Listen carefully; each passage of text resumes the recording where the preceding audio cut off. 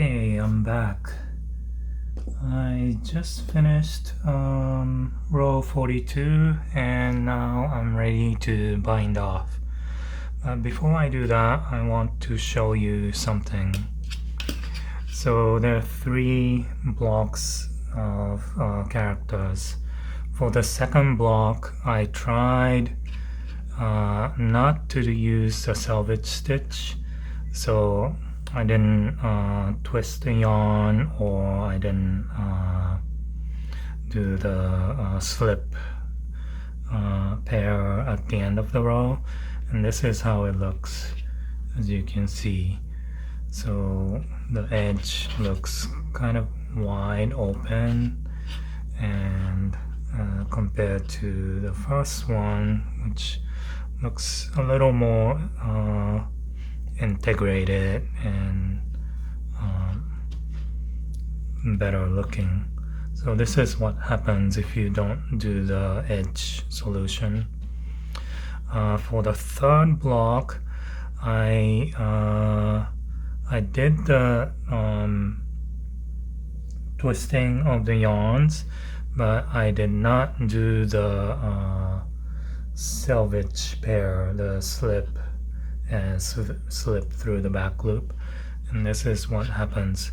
It looks kind of okay, but sometimes, depending on how I twist yarns, I see these little dirty areas, I would call, occasionally.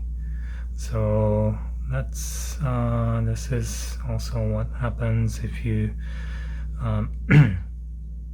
twist yarns. It'll lock the stitches, but if you don't do the selvage pair at the end of the row by slipping and slipping through the back loop, this could happen. So first block looks perfect, second one looks holy, third one looks a little unprofessional. Okay, anyway, let's go ahead and bind off. To bind off, I'm using only color A, the dark navy color.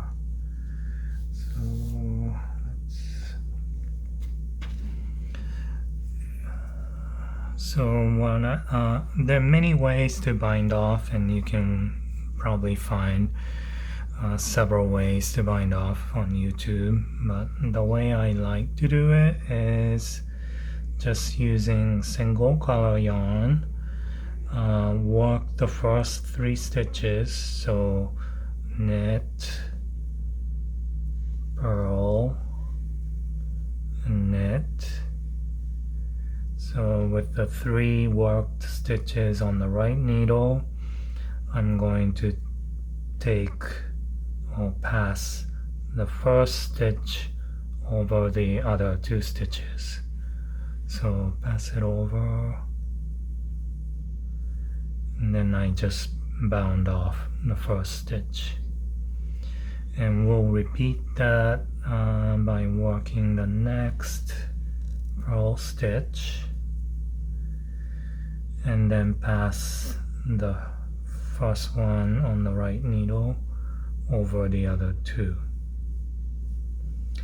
This is called condensed bind off, and it will look very nice and snug.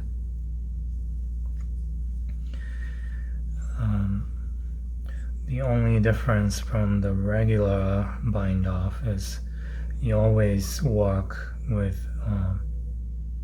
3 worked stitches and bind off the first one over the other 2.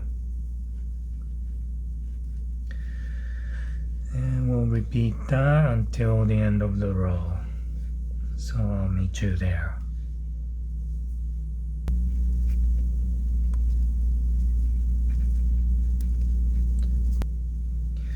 You might begin to realize that the stitches will get tighter and tighter as you go. So it's the trick is you should knit or purl the row very loosely, and then your bind off will not be as tight. So purl loosely.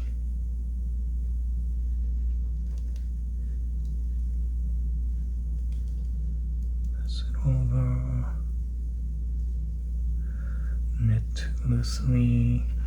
And to knit loose, you might one way to do it is just pull the right needle away from the left needle so that there's plenty of slack on the needle.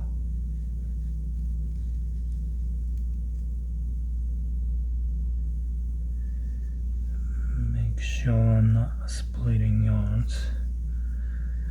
And again, for the purl stitch, pull the right needle away from the left needle to leave plenty of